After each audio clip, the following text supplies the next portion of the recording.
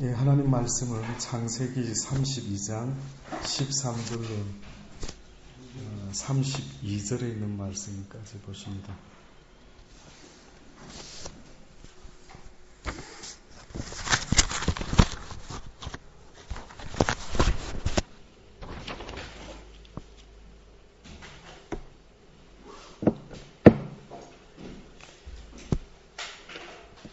예, 13절 말씀부터 제가 먼저 봉독합니다.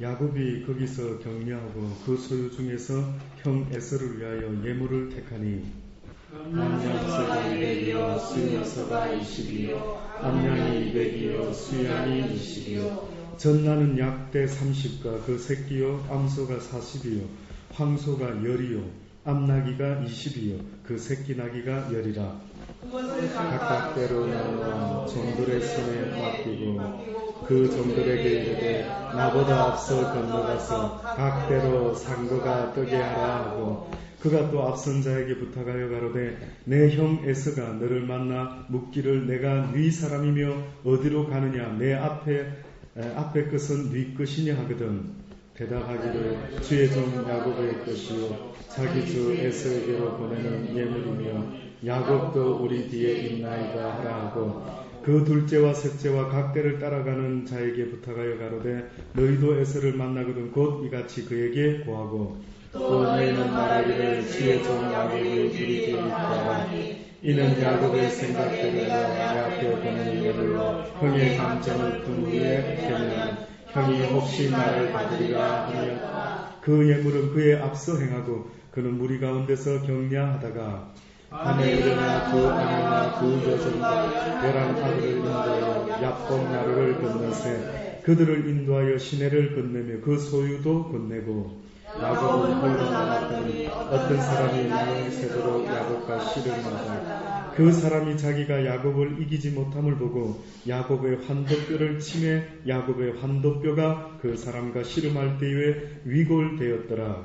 그 사람이 가로되 나를 세려하니 나로 가게 하라. 야곱이 가로되 당신이 내게 축복하지 아니하면 가게 하지 아니하겠나이다. 그 사람이 그에게 이르되 내 이름이 무엇이냐? 그가 가로되 야곱이니이다.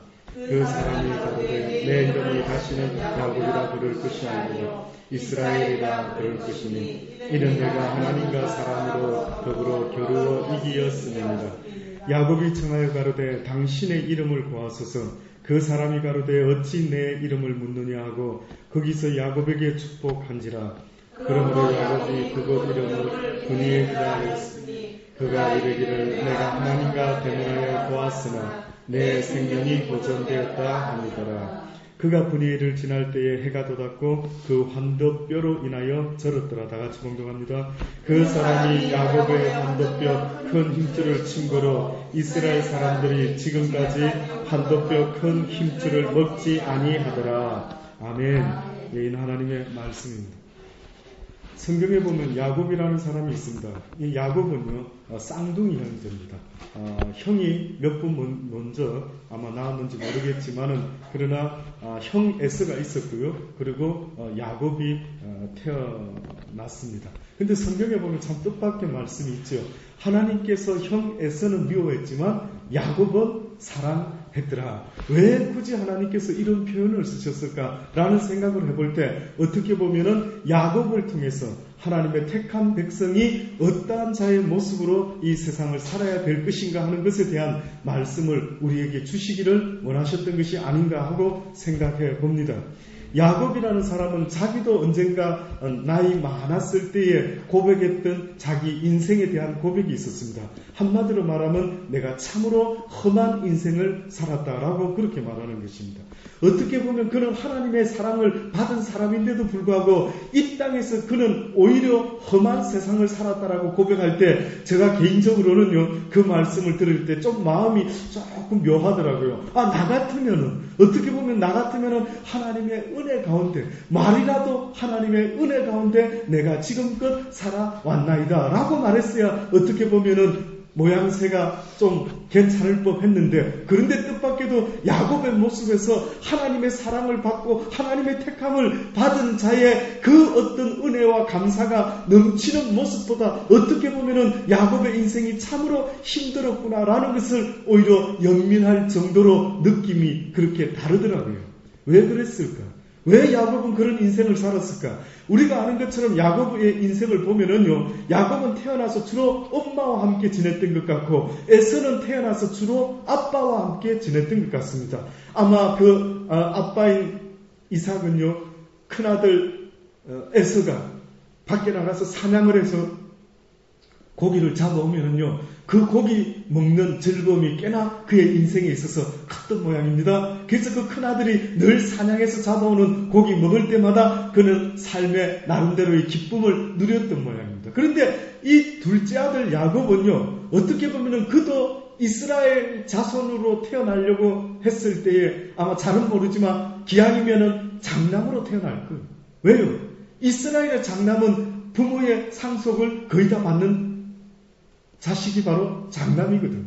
그러니 어떻게 내가 몇 년 차이도 아니고 몇 분 차이로 둘째로 태어난 것이 어떻게 보면 사뭇 야곱이 아마 자라면서 마음에 나름대로 맺히는 어떠한 한이 될 수도 있겠죠. 그래서 그는 어느 순간에 그 형 에서의 장자권에 대해서 상당히 마음의 부러움을 가지고요, 어떻게 하면 내가 장자의 권한을 가질 수가 있을까라는 생각을 하기 시작하는 것입니다. 어떻게 보면은 물론 하나님의 축복을 원했던 마음이라고도 볼 수 있지만, 어떻게 보면은 그것과 다르게 세상적인 어떠한 보여지는 축복, 가시적인 축복을 어떻게 보면은 그가 바라고 원했다라고도 볼 수가 있는 것입니다. 그러니 어느 날 그의 엄마를 늘 도우며 함께 지내는 그 야곱이 어느 날 엄마와 함께 마음을 합하여 어떻게 합니까?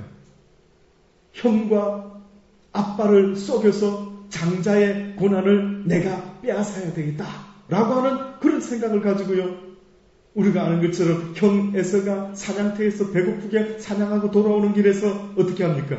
팥죽 한 그릇으로 그 장자권을 사지 않습니까? 그리고 그 아버지가 나이 먹어서 눈이 먼데 그 아버지 앞에 가서 아버지 제가 에서입니다 라고 하면서 그 에서의 털 많은 몸을 속여서 털을 붙여가면서까지 그 아버지를 속여서 장자의 축복권의 기도를 받아내지 않습니까? 그래서 그것이 나중에 들통이 나가지고 결국은 그 엄마의 외삼촌 라반의 집으로 그가 도망가게 됩니다. 그곳에서 그는 양을 키우면서 가축을 키우면서 삼촌과 함께 살아가는 동안에요, 그는 그 삼촌의 둘째 딸을 라헬을 사랑하게 되는데, 그렇게 고생해서 그 여인과 결혼하려고 했더니만 어떻게 됩니까? 그 삼촌에게 쏟고 첫날 밤에 그 여인이 아니라 언니를 갖다가 그 아빠가, 어떤 분은 그러더라고, 어떻게 결혼하는데 아내를 얻으려고 하는데 껴서 파는 일이 있을 수가 있느냐, 이렇게까지 표현할 정도로 세상에 결혼을 둘째 딸과 하겠다 했는데 첫째 딸을 그 아빠는 끼워서 어떻게 보면 시집을 보내려고 작정을 했던 것입니다. 왜 그랬는지는 모르지만은 아마 큰 딸이 왠지 잘 시집가지 못할 것 같은 그런 느낌을 그 아빠가 느꼈는지 모르지만, 변명을 하면서 우리 고을에서는 이렇게 하는 것이 풍습이라는 듯이 그렇게 그 딸을 준 것 아닙니까? 또 7년이라는 기간 동안 그 삼촌 집에서 머슴살이를 하면서 기어코 자기가 사랑하는 여인을 만나게 되죠. 그렇게 해서 나름대로 또 그곳에서 가축과 아내와 자식들을 데리고 어떻게 합니까? 이제 드디어 자기의 고향을 찾아서 그의 인생이 다시 또 출발하게 되는 일이 벌어집니다. 근데 오늘 우리가 읽었던 이 본문의 말씀은 바로 그 야곱이 드디어 고향을 떠나서 아주 힘든 인생을 살다가 어떻게 보면은 자기도 그렇게 살아온 것처럼 자기도 그렇게 라반 삼촌에게 힘들게 쏟기도 하고 당하기도 하고 여러 우여곡절 끝에 힘써 나름대로 세상을 살아오다가 드디어 보장을 향해 자신의 집을 향해서 다시 돌아오는 것 아니겠습니까? 그런데 그의 전 인생에 있어서 어떻게 보면 가장 그가 힘든 순간이 왔는데 그것이 바로 지금 이 본문의 이야기가 있는 이 순간인 것을 성경은 말해주고 있습니다.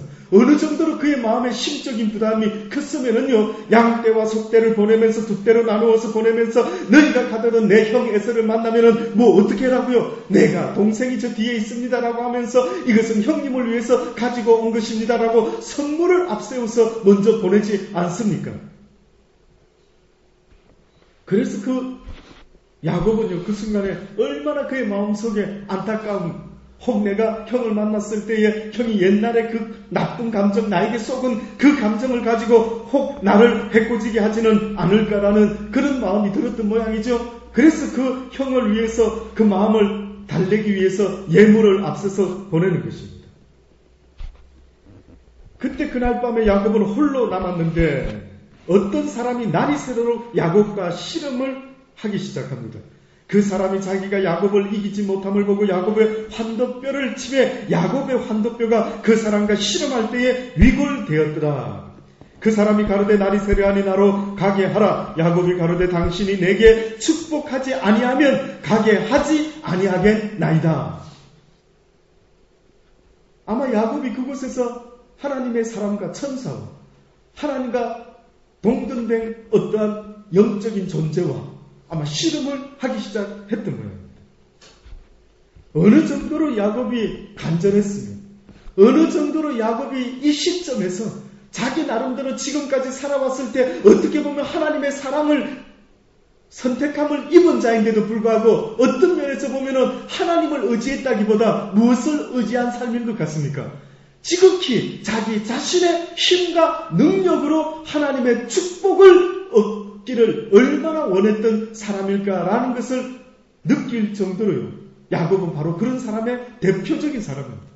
힘써서 자기 힘으로요. 하나님을 믿고는 있었지만은 그는 힘써서 자기의 능력으로, 자기의 애씀으로, 자기의 노력으로 어떻게 보면 인생을 살았던 사람인 것입니다. 드디어 그가 아마 이런 생각을 했을 수도 있을 것 같습니다. 야, 내가 이렇게 애쓰고 노력했는데 드디어 내가 집으로 돌아오는 이 상황에서 혹시나 내 형을 통해서 내 생명이 여기서 끝이 나는 것은 아닌가? 야, 내가 지금껏 고생해서 얻은 이 세상의 모든 재물과 아내들이 다 어떻게 되겠는가? 야, 내 인생이 여기서 위기를 맞이하는구나. 내가 여기서 내 인생이 끝나는 것은 아닌가? 라는 여러 가지 복잡한 생각이 들지 않았겠습니까? 아마 이때에 드디어 야곱에게 있어서는 하나님을 찾기를 원하는 간절한 마음이, 하나님이 나에게 복내려 주시지 않으면, 당신이 나에게 축복하지 않으면 내가 가게 하지 아니하겠나이다 라고 하면서요, 그렇게 간절한 마음으로 천사와 씨름을 하는데 어느 정도로 씨름을 했느냐면 천사가 질 정도로, 도무지 야곱을 이길 수 없을 정도로. 진짜일까요? 진짜 야곱을 이길 수 없었을까요? 마음만 먹었으면 이기지 않겠습니까? 그런데 성경에 보니 도대체 너는 왜 나로 하여금 가지 못하게 이렇게 나를 붙잡느냐? 이제 날이 세려하니 나로 가게 하라. 야곱이 가로되 당신이 내게 축복하지 아니하면 가게 하지 아니하겠나이다. 그 사람이 그에게 이르되 내 이름이 무엇이냐? 예, 야곱입니다. 야곱이라고 하는 이름의 뜻은 뭔 줄 아십니까? 찬탈자라고 하는 뜻이죠. 빼앗는 자. 그러니까 어떻게 보면 야곱이라는 인생은요, 자기 힘 다해가지고 귀엽고 좋은 것들을, 축복이라는 것들을 자기의 힘으로 쟁취해 보려고 엄청 노력하며 살았던 인생의 상징이었습니다. 이제까지는 그래 살았던 것 같습니다. 네 이름이 뭐냐? 야곱입니다. 이제까지 나는 그렇게 애써서 힘써서 하나님이 원하시는 그 축복의 삶이 내 힘으로 얻는 줄 알고 내가 이렇게 애쓰면서 살아왔습니다 라고 하는 고백처럼 나의 이름은 야곱입니다 라고 말하는 것 아닙니까? 그 사람이 가로되 내 이름을 다시는 야곱이라 부를 것이 아니요 이스라엘이라라. 이는 내가 하나님과 사람으로 더불어 겨루어 이기었음이라. 이제는 네가 이스라엘이라고 이름을 바꾸어라. 이제는 네가 깨닫는구나. 이제는 네가 네 힘으로 이 세상의 축복을 네가 벌었는 줄은 모르지만 그것을 누릴 수 있는 그 모든 축복은 하나님으로부터 옴을 네가 이제는 깨닫겠느냐. 아무리 네가 네 축복을 쌓았다 하지라도 그것을 누릴 수 있는 것은 하나님의 손에 달려있음을 혹시 네가 이제는 깨닫겠느냐. 그러니 이제는 너의 이름을 바꾸어라. 이제는 하나님 앞에서 믿음으로 하나님의 마음을 움직인 자라고 너의 이름을 바꾸어라.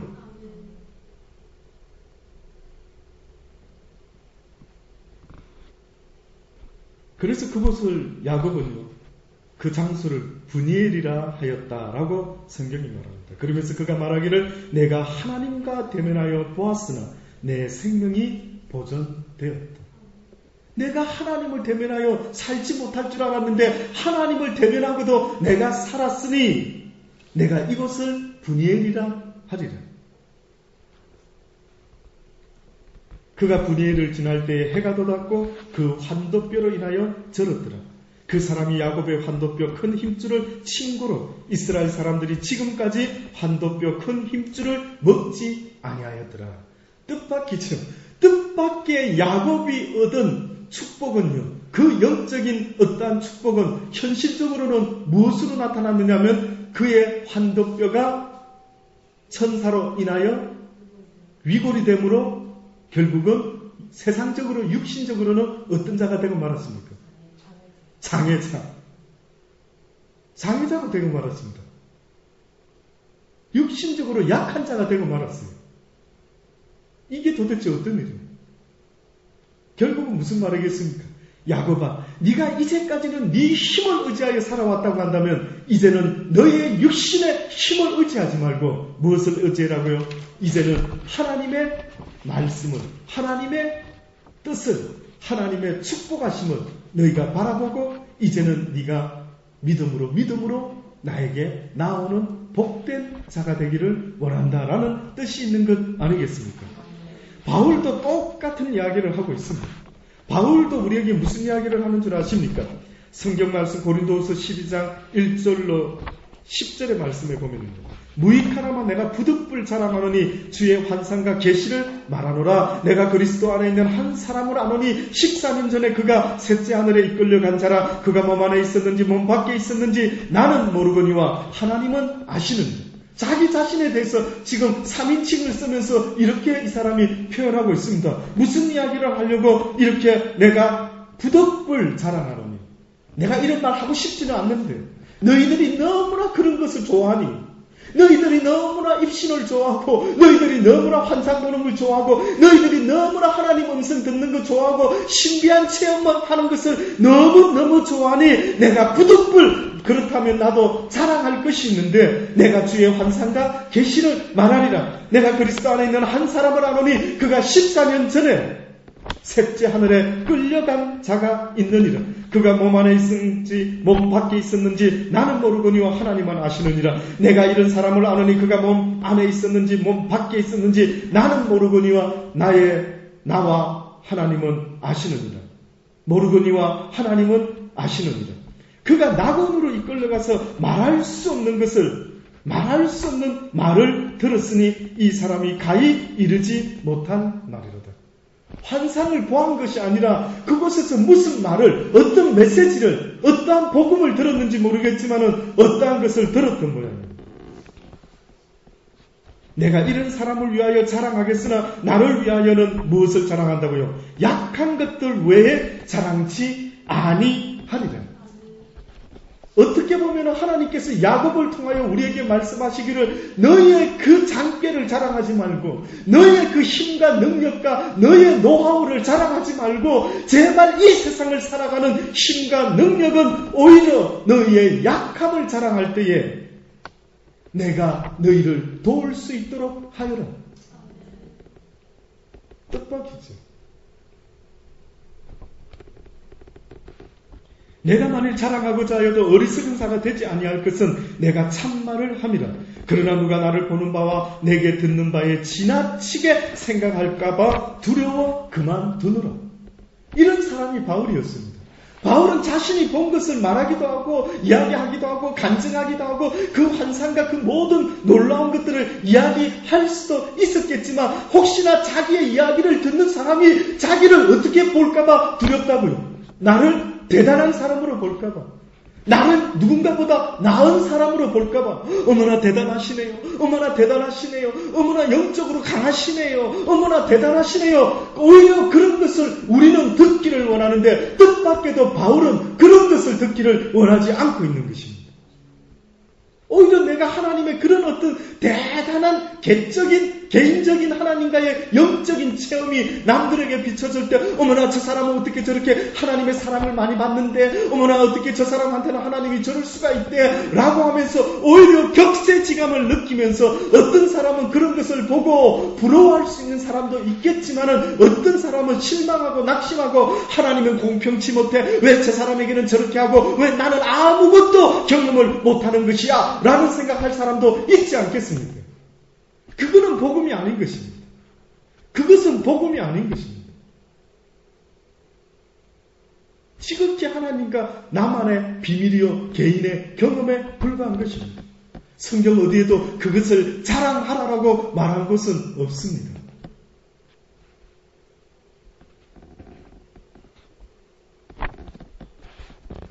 여러 계시를 받은 것이 지극히 크므로 너무 자고하지 않게 하시려고 내 육체에 하나님께서 가시 곧 사단의 사자를 주셨으니 이는 나를 쳐서 너무 자고하지 않게 하려 하심이니라. 날마다 나를 치려고 한다. 그러면 이 사단의 사자가 내 육신 가운데서 무엇을 계속해서 노력하고 있다라고 말하고 있는 겁니까? 나를 어떻게 하지 않으려고 나를 친다고요? 내가 자고하지 않도록, 교만하지 않도록.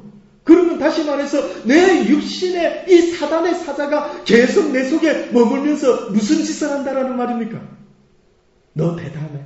너 대단한 거야. 아이, 너도 하나님 할 수 있는 거야. 아담아, 너도 하나님처럼 될 수가 있어. 이야, 너도 사도 중에 조금도 부족하지 않아. 너도 목사 중에 조금도 부족하지 않아. 너도 성도 중에 조금도 부족하지 않아. 네가 굉장히 괜찮은 사람인 것을 왜 몰라? 자존감을 가져, 자긍심을 가져. 계속해서 사단은 어떻게 보면 우리 속에서 날마다 우리를 부추기는 것은 나를 무시하려고 하는 인간, 나를 함부로 대하는 인간, 아주 원수 대하듯이 할 수 있도록끔 만들어내는 놀라운 내 속에서 역사하는 자긍심과 자존심과 최고가 되고자 하는 그 어떤 모습들. 하루도 건너뛰지 않는 겁니다. 사단은 우리 속에서 날마다 우리를 어떻게 부추긴다고요? 야, 네가 지금 이렇게 할 수 있는 상황이 아니지 않아? 네 나이에, 네 경력에, 네 학력에, 너 인물에, 너 집안 배경에 어떻게 네가 이 모습으로 살고 있어? 야, 이거는 너무나 아까운 일이야. 그렇지 않아? 뭐 이런 놀라운 속삭임들이 혹시 들려오는 것 들어보신 적 있습니까?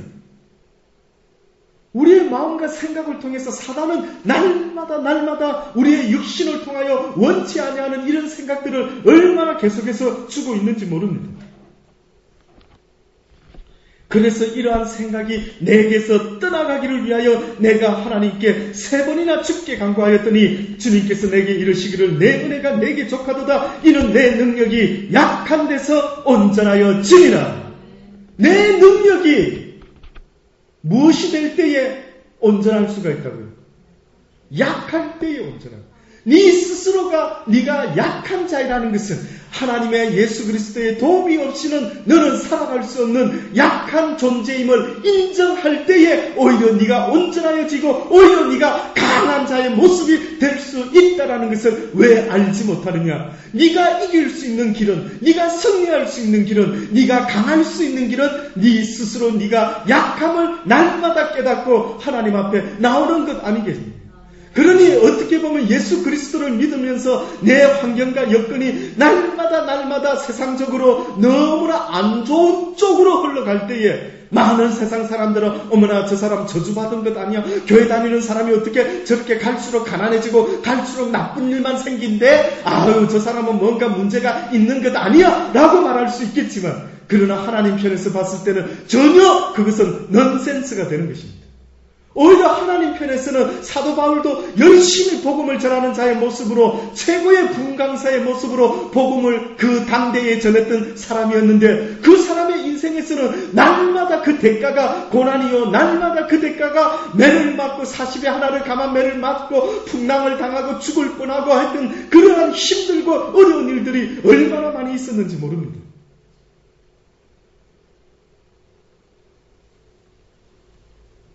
우리의 연약함, 어떻게 보면은요, 내가 도무지 이제는 세상 그 누구도 그 어떤 것도 내가 믿을 수가 없구나라고 인정할 수 있는 그 상황까지 내려갈 수만 있다면은 그것은 복 중에 복이라는 사실을 저는 분명히 믿습니다. 아멘. 그게 복입니다. 우리도 교만한 인간들 싫어하시죠? 저도 싫어합니다. 혹시 주변에 어떤 기준에서 저 인간 왜 저래 교만해? 저 인간 밥맛이야. 예, 교만한 인간, 어떤 인간이 여러분 생각할 때에 그렇게 밥맛으로 느껴지십니까? 한마디로 말하면 자기를 남보다 낮게 여기며 자기를 높이는 자 아니겠습니까? 그러니 주변의 사람들과 대화를 해보고 모르는 사람과 처음 만난 사람들과 대화를 해보면 대부분 그 사람들 입에서 나오는 이야기의 주제는요, 자기 자신을 높이려고 하는 그러한 내용의 이야기들이 사정없이 나오는 것을 우리는 자주 듣지 않습니까? 어떻게 하면 자기가 좀 괜찮은 사람인 것을 나타내 보려고 애를 쓰고 또 애를 쓰는 모습들이 우리 속에 있지 않습니까? 그러나 뜻밖에도 바울은 자기의 약함을 자랑하겠다. 그래서 어떤 신학자는 바울의 육신에 어떤 병이 있은 것 아닐까? 예, 아무 병도 있은 것 같아요. 어떤 글에 보면은요, 바울이 꼽축병이 있은 것 같다. 하도 전도 여행을 많이 다니고 하도 복음 전하다가 태장도 많이 맞고 육신적으로 하도 고생을 많이 해서 그 사람이 육신에 병이 있은 것 아닐까? 그래서 그게 아마 곱축병. 그래서 그 곱축병이 낫게 해달라고 하나님께 기도한 것은 아닐까? 뭐 이렇게 이야기하는 분들도 있더라고요. 예, 그럴 수도 있겠죠. 그러나 제가 깨닫기는요, 오히려 그것보다도 날마다 내 육신 가운데 거하는 또 다른 나의 육신 속에 있는 사망의 법이 날마다 나로 하여금 교만한 자로 만들기 위해서 하나님 앞에서 사람들 앞에서 계속적으로 나를 높이려고 하는 그 사단의 가시를 말한 것이 아닐까라고 저는 생각이 들더라고요.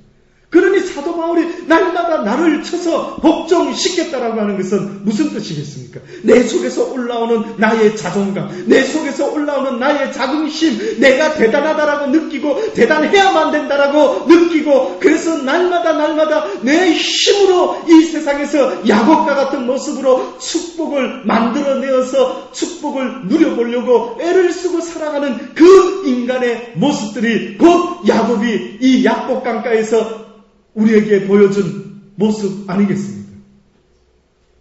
이때서야 비로소 야곱은 그래도 내가 돈을 열심히는 벌었지만 이것을 지킬 힘이 나에게는 없구나라는 걸 그나마 이 시점에서라도 느꼈으니 다행 아니겠습니까? 그러니 이 시점에서 얼마나 하나님의 천사와 실험을 하면서 그 간절함이 얼마나 더했으면 자기 환도별이 실질적으로 위골이 됐답니다. 와, 이거는 꿈도 아니요 환상도 아니요 이거 뭐라고 설명을 해야 될지 모를 정도로 자신의 환도뼈가 위골될 정도로 기도를 했으니 참 대단하다.